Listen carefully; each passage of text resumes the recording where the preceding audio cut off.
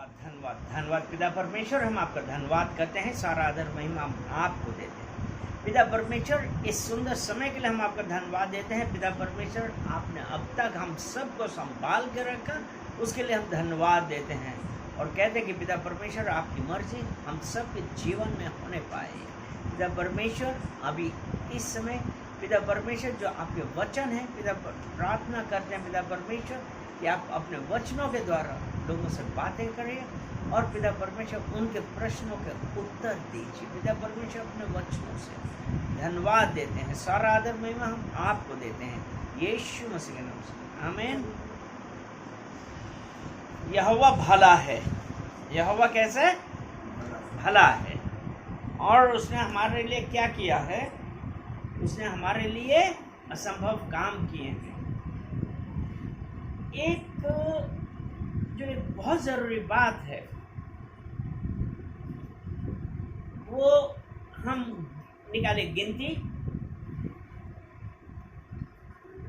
Bible गिनती की पुस्तक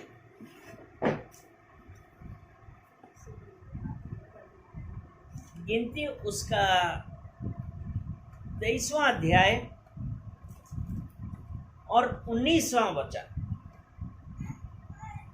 वो कहता है ईश्वर मनुष्य नहीं कि झूठ बोले और ना वह आदमी है अपनी इच्छा बदले।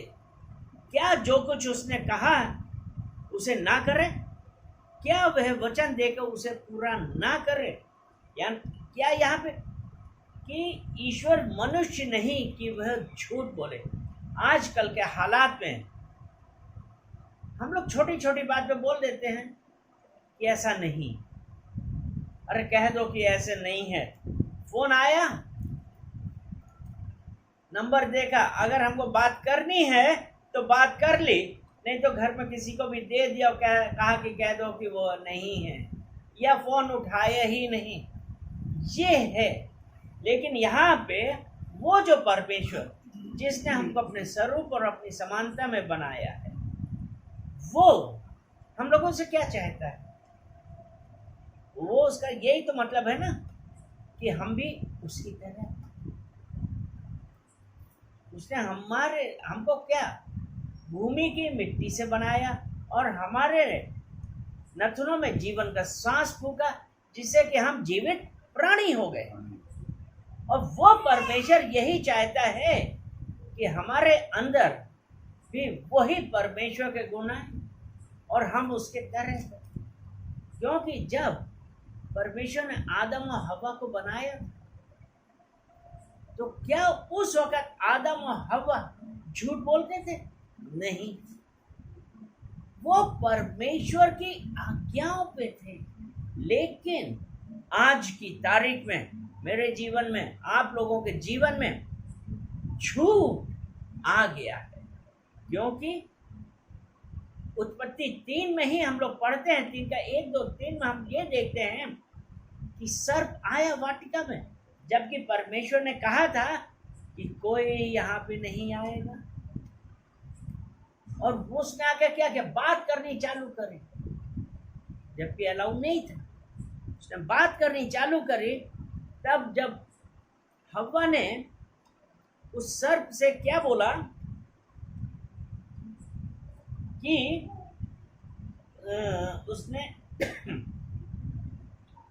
उसने स्त्री से कहा, क्या सच है परमेश्वर ने तुमको इस वाटिका के किसी वृक्ष का फल ना खाना? स्त्री ने सर्प से कहा, इस वाटिका के वृक्षों के फल हम खा सकते हैं क्या? इस वाटिका के वृक्षों के फल हम खा सकते हैं, पर जो वृक्ष वाटिका के बीच में है उसके फल के विषय में परमेश्वर ने कहा है ना तो तुम उसको खाना और ना उसको छूना, नहीं तो मर जाओगे। ठीक है। अब उसने बतलाया कि ऐसी बात है। तो बीच का वो जो वाटिका के बीच में वृक्ष लगा है उसका फल ना तो हम खाएंगे ना हम छुएंगे, नहीं तो हम मर जाएंगे। अब देखिए क्या होता है कि आज अगर हम लोगों से में ये कहा जाता है ये मत करना, तो एक दिमाग में यही आता है, ऐसा क्या है, क्यों कहा है। बच्चे तो बच्चे, बड़ों में भी एक बार यही आता था, ऐसा हमसे क्यों कहा जा रहा है। यहां सर्प ने क्या कहा स्त्री से, तुम अवश्य ही न मरोगी, तुम निश्चय न मरोगे, वरन परमेश्वर आप जानते हैं जिस दिन तुम उसका फल खाओगे उसी दिन तुम्हारी आंखें खुल जाएंगी और तुम भले बुरे का ज्ञान पाकर परमेश्वर के तुल्य हो जाओगे। तुम्हारी आंखें खुल जाएंगी, भले बुरे का ज्ञान आ जाएगा और परमेश्वर के तुल्य हो जाओगे। अगर आज जब हम ये कहा जाए कि तुम परमेश्वर के तुल्य हो जाओगे, कितने लोग हैं रूल्स को तोड़ के फटाक से तैयार, और वही इसने किया। सब ने कहा तुम नहीं, अवश्य ही नहीं मरोगे। परमेश्वर का क्या था कि जो उनकी आत्मिक मृत्यु, परमेश्वर ने ये बोला ना कि तुम मर जाओगे, इसका मतलब ये है कि जब अगर तुम्हें भले बुरे का ज्ञान आएगा तो तुम्हारी आत्मिक मृत्यु हो जाएगी। और आज की तारीख में हम लोग उस परमेश्वर के वचनों से कितना दूर हो जाते हैं। सब जानने के बावजूद भी हमने क्या किया कि हमने परमेश्वर के वचनों पे तो ध्यान लगाया या नहीं, हमने अपनी इच्छा पे,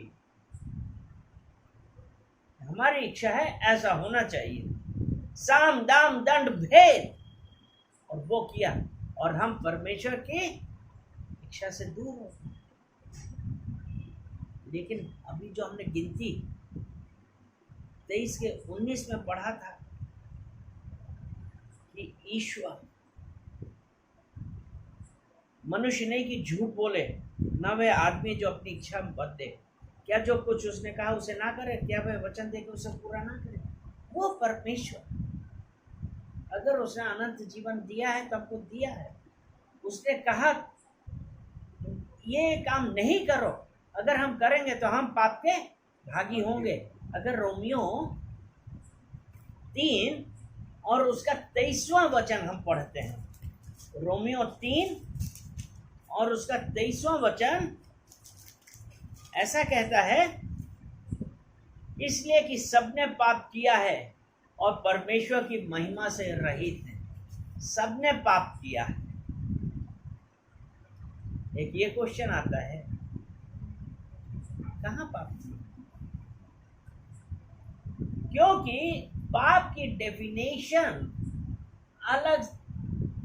अलग अलग लोग अलग अलग सोचते हैं। लेकिन अगर हमने सिर्फ यही कह दिया कि बोल दो कि नहीं है, ये पाप है। आपने किसी प्रकार का भी झूठ बोला, ये पाप है।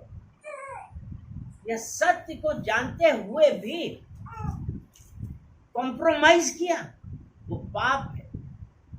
लेकिन यही बात है जो हमको परमेश्वर से दूर कर। इसलिए हमको क्या करना है, हमको यह परमेश्वर से कहना, हम लोग प्रार्थना करते हैं ना, परमेश्वर मेरी इच्छा नहीं आपकी इच्छा हो, फिर बाद में हम यही करते हैं कि अरे हमको ये लेना है, यानी कि वो चीज अगेन वो पाप है। जब परमेश्वर ने सीधा सीधा वो कहा है अपना बोझा मुझे दे दो, क्या हम दे रहे हैं परमेश्वर को बोझा, कि हम खुद सोचते हैं कि हम ही सब कर लें? नहीं। अगर हमको आज अपनी किसी भी प्रॉब्लम से, किसी भी बीमारी से, किसी भी कठिनाई से दूर होना है तो हमको घुटनों पे आके उस परमेश्वर के पास जाके कहना है, परमेश्वर मैं नहीं कर सकती, मुझे नहीं पता कि मैं क्या करूं। और जब हम उस परमेश्वर के पास आएंगे दीन होके, जब दीन हम होते हैं, हमारा जो हमारे अंदर आई है मैं अहम को मार के जब उस परमेश्वर के पास आएंगे तो वो परमेश्वर यिर्मयाह 17 और उसका 10वां वचन हम देखते हैं तो उसमें ऐसा लिखा है कि मैं यहोवा मन की खोजता और हृदय को जांचता हूं, ताकि प्रत्येक जन को उसकी चाल चलन के अनुसार अर्थात उसके कामों का फल दूं। वो परमेश्वर, वो हमारी सब बातें जानता है। इसलिए आप हमको ये नहीं सोचना है, हमको ये नहीं सोचना है कि हमने मुंह से तो हाँ हाँ कर दिया, लेकिन हमारे हृदय में अंदर आज भी कटु बातें हैं। आज भी हम किसी के प्रति बिटरनेस लिए हुए, कड़वाहट है हमारे अंदर। हम परमेश्वर ने कहा, हमारे लिए परमेश्वर ने सबसे ज्यादा जरूरी चीज क्या कहा?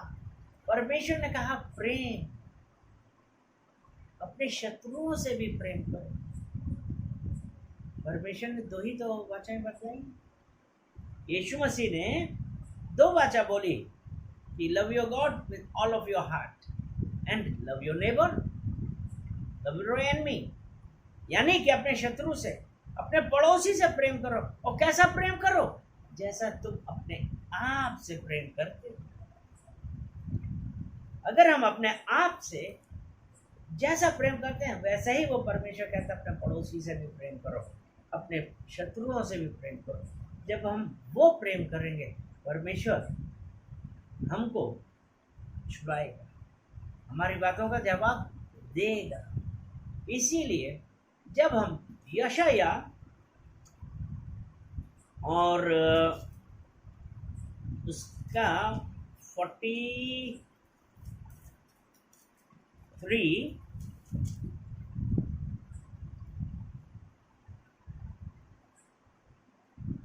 यशाया 43 और उसका 18 वचन, यशाया 43 उसका 18 वचन ऐसा कहता है, अब बीती हुई घटनाओं का स्मरण मत करो, न प्राचीन काल की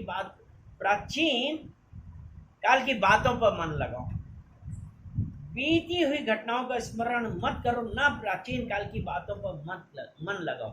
अगर हम अपना सब पुराना सोचने लगे तो हमारे अंदर लोगों के प्रति बैर भावना आ जाती है, द्वेष आ जाता है, बुराइयां आ जाती हैं। इसीलिए परमेश्वर ने कहा है 2 कुरिन्थियों 5:17 के अनुसार, 2 कुरिन्थियों 5 और उसका 17 वचन ऐसा कहता है, इसलिए यदि कोई मसीह में है तो वह नई सृष्टि है, पुरानी बातें बीत गई हैं, देखो सब बातें नई हो गई हैं। अगर हम मसीह यीशु में हैं तो सब हमारी बातें जो अब हम क्या हो गए, हम मसीह यीशु में, तो अब हम नई सृष्टि हैं। इसलिए पुरानी बातें बीत गई हैं, इसलिए पुरानी बातों का स्मरण मत करो। क्यों हम ध्यान लगाएं? क्योंकि अब हम यीशु मसीह में आए, हमारा नया जीवन हो गया। अब आज हमको पता है कि आज हम अपने परमेश्वर से जो कहेंगे हम दीन होंगे। तो इसलिए कहा है ना कि धर्मी जन की प्रार्थना, विश्वास की प्रार्थना तोड़ती है सारे बंधन को। हम धन्यवाद करते हैं कि आज हम उस परमेश्वर से कहें कि पिता परमेश्वर, मैंने अपने मन की बहुत बातें सुनी और उसके अनुसार चले भी। पिता परमेश्वर, हम पश्चाताप कर रहे हैं कि हमने बहुत सारी बातें गलत करी और आपके आज्ञाओं से हम दूर हुए, तो हमको माफ करिए। परमेश्वर माफ करते हैं। परमेश्वर ने ये कहा है, मीका 7:18b में देखें, उसने कहा है कि तुम्हारे पापों का स्मरण मैं नहीं करता। ऐसा है, वह अपने क्रोध को सदा बनाए नहीं रहता, क्योंकि वह करुणा से प्रीत रखता है। वो परमेश्वर क्षमा करने वाला परमेश्वर है, वो अपना क्रोध सदा बनाए नहीं रखता। लेकिन हमको क्या करना है? अपने पापों का अंगीकार करना है। 1 यूहन्ना 1 उसका 9वां वचन ऐसा ही कहता है कि यदि हम अपने पापों का अंगीकार करें, अपने पापों को स्वीकार करें, तो परमेश्वर हमारे पाप क्षमा करेगा और हमारे